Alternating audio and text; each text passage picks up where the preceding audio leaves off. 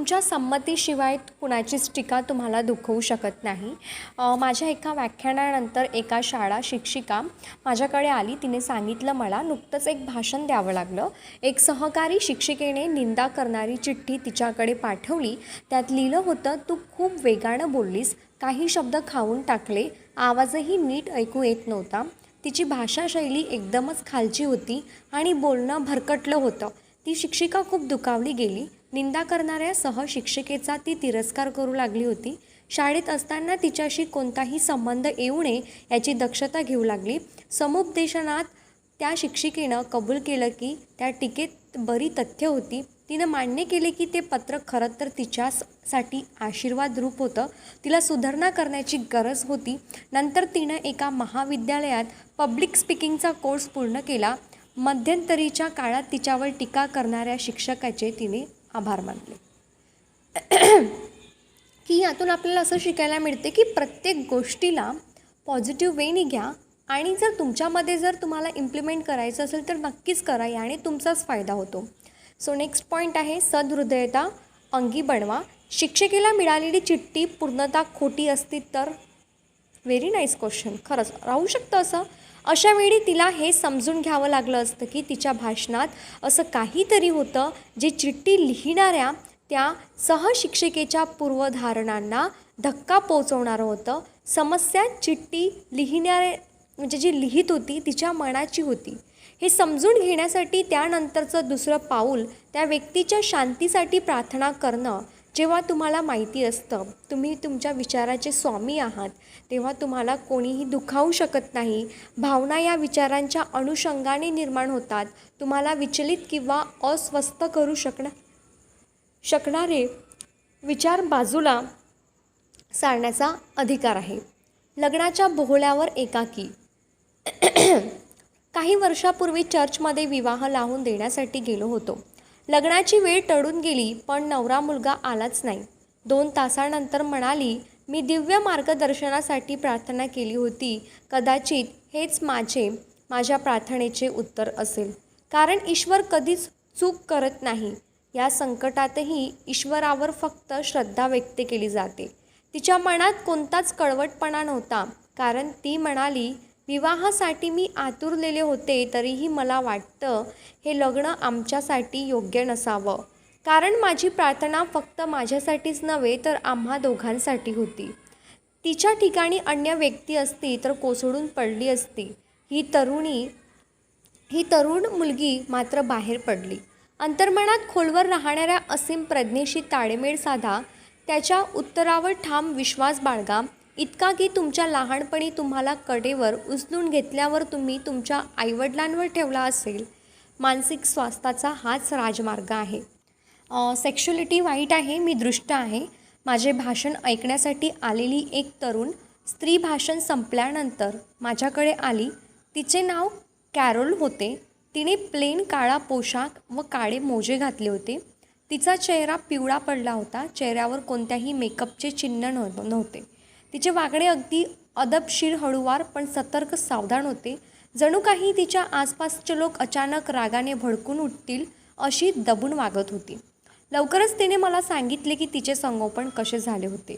नृत्य करणे, पत्ते खेळणे, पोहणे, पुरुषांबरोबर हिंडणे हे पाप आहे अशा संस्कारात ती वाढली. तिच्या आईच्या मते सगळे पुरुष दुष्ट असतात.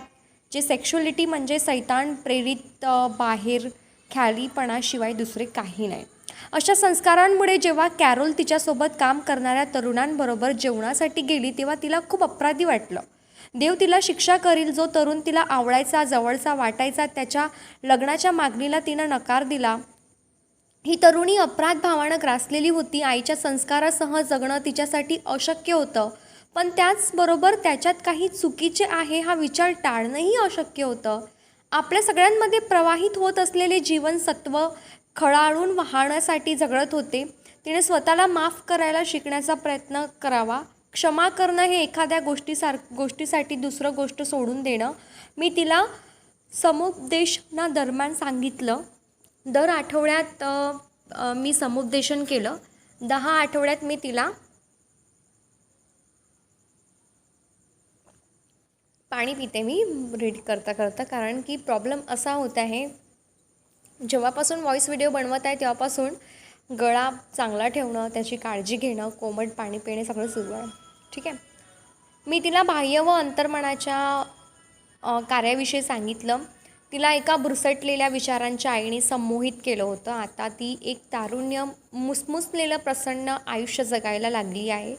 कॅरोल अधिक आकर्षक कपडे वापरू लागली, ब्युटी पार्लरमध्ये जाऊ लागली, तरुण पुरुषांसोबत बोलू लागली, जगण्यावर प्रेम करू लागली, जीवनाचं मोल समजू लागली, अनुरूप जोडीदारासाठी प्रार्थना करू लागली. एका संध्याकाळी जेव्हा ती मला भेटून बाहेर पडत होती तेव्हा माझ्या परिचयातल्या एका माणसाशी मी तिची सहज ओळख करून दिली. 6 महिन्यानंतर त्यांनी लग्न केलं. ते परस्परांसोबत आनंदात नांदत आहे. बरं होण्यासाठी क्षमाशीलता. जेव्हा प्रार्थना करशील तेव्हा क्षमाही कर. कोणाविरुद्ध मनात काहीच ठेवू नकोस. मानसिक शांती, स्वास्थ्यासाठी इतरांना माफ करणं अत्यंत गरजेचं आहे. संपूर्ण स्वास्थ्यासाठी आणि आनंदासाठी तुम्हाला दुखावणाऱ्या प्रत्येकाला तुम्ही क्षमा करायलाच हवं. ईश्वराशी स्वतःच्या विचारांचा ताळमेळ ठेवून स्वतःलाही माफ करायला हवं. इतरांना क्षमा करू शकला नाही तर तुम्ही स्वतःलाही माफ करू शकणार नाही. स्वतःला क्षमा न करणं म्हणजे आध्यात्मिक अज्ञान होय.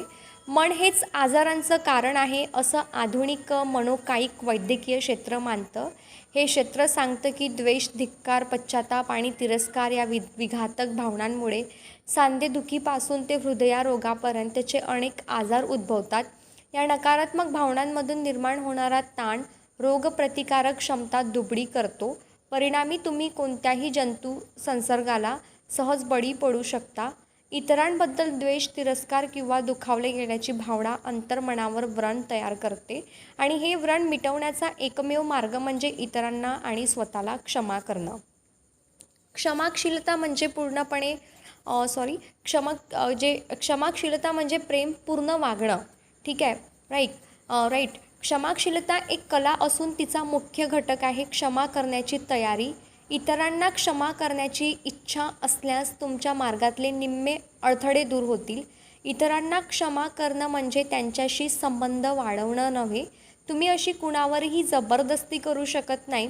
तसे केले तर सद्भाव बाळगणे, प्रेम करणे, शांती किंवा सहनशीलता बाळगणे हे सरकारी कायद्यासारखे बंधनकारक करणे होय. बायबल सांगतात की परस्परांवर प्रेम करा. ज्याला खरंच इच्छा असते तोच हे करू शकतो. तुम्ही इतरांसाठी आरोग्य, शांती, सुख, आनंद आणि जीवनातील सर्व वरदायी गोष्टी चिंतिता. हाच प्रेमाचा अर्थ होतो. एखाद्याला क्षमा करून तुम्ही मनाचा मोठेपणा दाखवत नाही. यात तुमचा स्वार्थ असतो, कारण तुम्ही दुसऱ्यासाठी जे मागता तेच तुम्हाला मिळतं.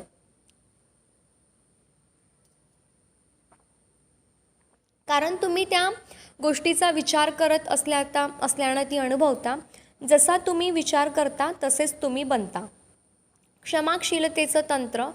क्षमाशीलतेचं साधं सोपं तंत्र वापरल्यास तुमच्या आयुष्यात चमत्कार घडून येतील.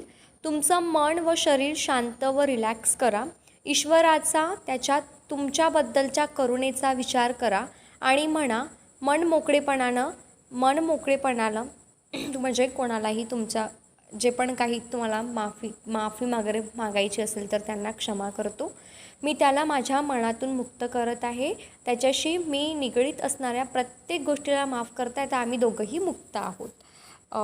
खूप सुंदर आहे आणि मला खरंच खूप आवडलं हा पॅराग्राफ की राग ठेवून तर काही होणार नाही आहे. म्हणून तुम्ही हा मंत्र जप जर केला या स्टेटमेंटचा तर तुम्ही नक्कीच त्या व्यक्तीला माफ करून मोकळे होऊन जा. आज माझ्यासाठी आंतरिक शांतीचा दिवस आहे. ज्यांनी मला दुखावलं आहे त्यांना मी मुक्त केलं आहे. त्यांना आरोग्य, सुख, शांती आणि जीवनातील सर्वोत्तम गोष्टी मिळाव्यात अशी प्रार्थना करते. हे मी मोकळेपणाने, आनंदाने आणि प्रेमपूर्वक करत आहे. मला दुखावणाऱ्या व्यक्तींबद्दल माझ्या मनात विचार येईल तेव्हा मी म्हणेल, मी तुला मुक्त केलं आहे. मी आणि तू, आपण दोघंही मुक्त आहोत. तुला जीवनातील सर्वोत्तम सुख मिळवत. खऱ्या क्षमाशीलतेचे महान रहस्य हे आहे की एकदा तुम्ही त्या व्यक्तीला क्षमा करताच पुन्हा प्रार्थनेची गरज उरत नाही. जेव्हा त्या व्यक्तीविषयी वाईट विचार मनात येतील तेव्हा त्याचं भलं चिंतून म्हणा, तुला शांती लाभो. काही दिवसानंतर त्या व्यक्तीविषयीचे विचार कमीत कमी वेळा तुमच्या मनात येत आहेत आणि शेवटी ते पूर्णपणे पुसले गेले आहेत. खूप छान आहे.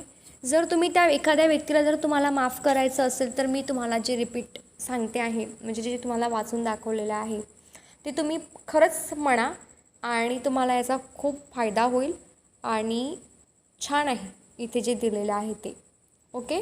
सो नेक्स्ट टॉपिक यांनी दिलेला आहे सत्व परीक्षा क्षमाशीलतेची. खूपच छान आहे हा टॉपिक की सत्व परीक्षा क्षमाशीलतेची. सोनं पारखण्यासाठी सोनार जशी परीक्षा करतात तशीच क्षमाशीलतेसाठी सुद्धा असते. ती अशी की समजा एखाद्या व्यक्तीने तुम्हाला दुखावलं आहेत आणि इतर कोण तुमच्यासमोर तिच्याविषयी चांगलं बोलत आहे. येस, असं नेहमीच होते. म्हणजे I mean to say that हे एकदम प्रॅक्टिकल आहे. आता जर तुमच्या मनात पुन्हा खदखदू लागलं आहे तर समजा तुमच्या अंतर्मनात अजूनही तिरस्काराची पाळं मुळं शिल्लक आहेत. हा तिरस्कार अनर्थ निर्माण करत आहे. तुम्ही अद्याप त्याला क्षमा केलेली नाही. समजा एका वर्षापूर्वी तुम्हाला दुखवणाऱ्या I mean to say that दुखणाऱ्या दातांसाठी अत्यंत वेदना देणारे उपचार करावे लागले आहेत आणि त्याबद्दल तुम्ही मला आज सांगत आहात. जर मी तुम्हाला विचारले की तुम्हाला त्या वेदना अजूनही होत आहेत का तर तुम्ही माझ्याकडे आश्चर्याने पाहाल आणि म्हणाल अर्थातच नाही, मला वेदना आठवतात. म्हणजे मला काही जो त्रास झालेला होता तो मला आठवतो पण आता अजिबात होत नाही. क्षमा करण्याची हीच तर सत्व परीक्षा आहे. सगळ्यांना समजून घेणं म्हणजे सर्वांना क्षमा करणं आहे.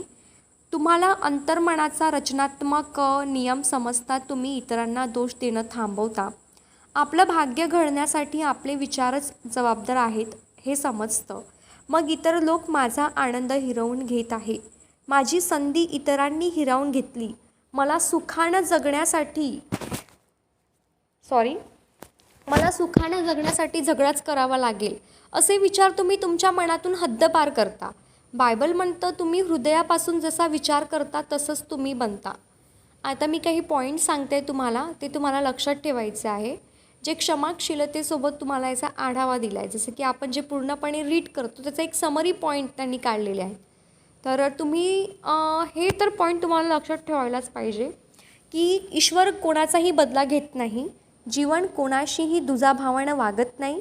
तुम्ही सहज संवाद, स्वास्थ्य आणि शांतीच्या तत्वाशी ताळमेळ असेल तर ईश्वर तुमच्यावर खुश झालेला आहे असं समजा.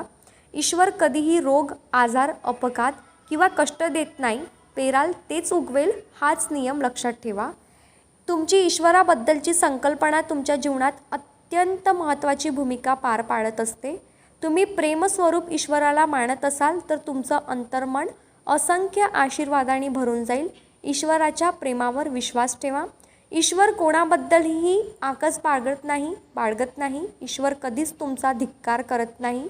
तुमचा अपराधभाव म्हणजे ईश्वराबद्दलचा चुकीचा समज आहे. ईश्वर तुम्हाला शिक्षा करत नाही वा तुमचं मूल्यमापनही करत नाही. तुमची नकारात्मक विचारभावना आणि